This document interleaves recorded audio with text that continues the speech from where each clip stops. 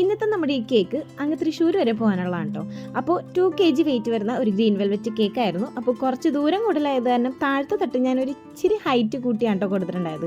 ഇനി ഇതിൽ നമുക്ക് കുറച്ച് ബട്ടർഫ്ലൈസ് ഒക്കെ വെക്കാനുണ്ട്. അപ്പോൾ പ്രിൻ്റ് എടുത്ത ബട്ടർഫ്ലൈസ് ഇതേ എൻ്റെ കെട്ടിയാൻ ഇവിടെ ഇരുന്ന് നല്ല വൃത്തിയായിട്ട് വെട്ടിക്കൊണ്ടിരിക്കുകയാണ് കേട്ടോ. അങ്ങനെ ഇതിൻ്റെ പണി കഴിഞ്ഞിട്ട് വേണം ഇനി നമുക്ക് കേക്കിലേക്ക് വെക്കാനായിട്ട്. അപ്പോൾ കേക്കൊക്കെ സ്റ്റാക്ക് ചെയ്ത് റെഡിയാക്കിയതിന് ശേഷം നമ്മൾ ബട്ടർഫ്ലൈസ് ഒക്കെ ഒന്ന് വെച്ചെടുക്കുന്നുണ്ട് കേട്ടോ.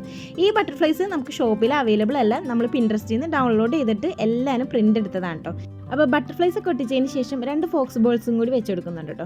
ഇനി ഒരു ഹാപ്പി ബർത്ത്ഡേയുടെ ടോപ്പറും കൂടി വെച്ച് കഴിഞ്ഞിട്ടുണ്ടെങ്കിൽ നമ്മുടെ കേക്ക് ഏകദേശം ഫിനിഷ് ആയിട്ടുണ്ട്. പിന്നെ കുറച്ചും കൂടി അലങ്കാരപ്പണിക്ക് വേണ്ടിയിട്ട് ഒരു വൈറ്റ് ഷുഗർ ബീഡ്സ് കുറച്ചിട്ട് കൊടുക്കുന്നുണ്ട് കേട്ടോ. അപ്പോൾ ഏകദേശം നമ്മുടെ കേക്ക് ഫിനിഷ് ആയിട്ടുണ്ട്.